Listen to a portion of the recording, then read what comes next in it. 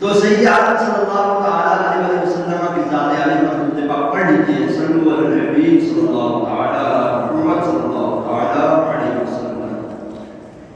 اللہ تبارک و تعالی نے انسان کی جو تخلیق فرمائی، تو انسان کی تخلیق فرمانے کے ساتھ ساتھ اس کی تقسیمات بھی سامنے آئیں۔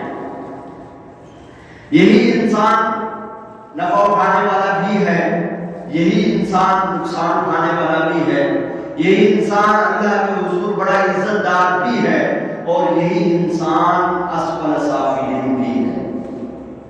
تو اللہ تبارک و تعالی نے انسان کے اندر بہت سارے اوصاف پیدا فرمائے، اور انسان کو نفع اٹھانے والا اور نقصان اٹھانے والا دونوں طرح بیان فرمایا۔ قرآن پاک نقصان اٹھانے والوں کے متعلق گفتگو فرماتا ہے، فرماتا ہے الذین ینقضون عہد اللہ من بعد میثاقہ ویقطعون ما امر اللہ بہ ان یوصل، پھر ویفسدون فی الارض اولئک هم الخاسرون۔ پارہ 1 سورہ بقرہ آیت نمبر 27۔ اللہ تبارک و تعالی نے فرمایا کہ لوگوں کی مثال یہ ہے کہ ان میں سے بہت سارے لوگ ہیں کہ جو ہدایت پا لیتے ہیں، اور بہت سارے لوگ ہیں کہ جو ہدایت نہیں پاتے۔ لوگ پرانی مثالیں پڑھ کر الٹا گمراہی میں پڑ جاتے ہیں۔ کون لوگ ہیں جو ایسی بلند رتبہ کتاب ہدایت سے بھی ہدایت نہیں پاتے؟ اس آیت کریمہ میں ایسے بدبخت لوگوں کے 3 عیب بیان فرمائے اللہ تعالیٰ نے۔ اس سے پہلے کہ ہم اس مبارکہ کی مزید وضاحت کریں، یہ 3 عیب معمولی نہیں بلکہ ایسے خطرناک عیب ہیں کہ یہ جس میں پائے جائیں،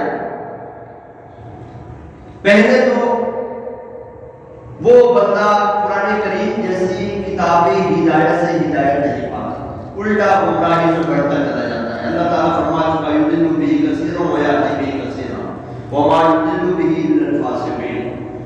تو اب یہ کتاب ہدایت اس بد نصیب کے لیے کتاب ہدایت نہیں رہی، اب وہ اس کتاب سے مزید گمراہ ہوتا چلا جائے۔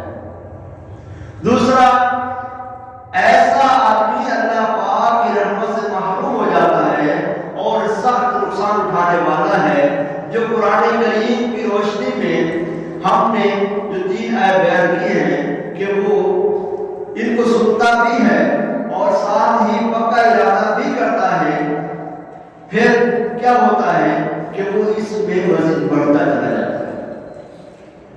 تیسرا کہ یہ انسان کو چاہیے کہ انسان اس کتاب ہدایت سے روشنی حاصل کرے اور ان 3 عیوب سے بچتا رہے۔ وہ 3 عیوب جو ہے اس قرآن پاک میں بیان کیے جائے۔